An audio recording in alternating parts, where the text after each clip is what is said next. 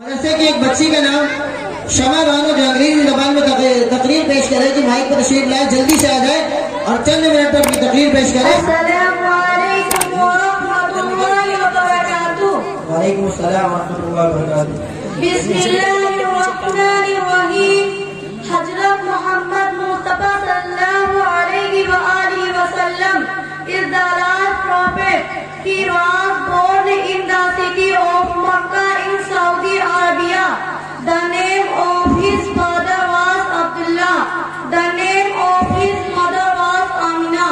He had no brother or sister. His father had died before his birth. His mother died when he was 6 years old. He was brought up by his grandfather Abdul Muttalib and his uncle Abu Talib. The habits of our Nabi sallallahu alaihi wasallam were very good. He always spoke the truth. He never told a lie.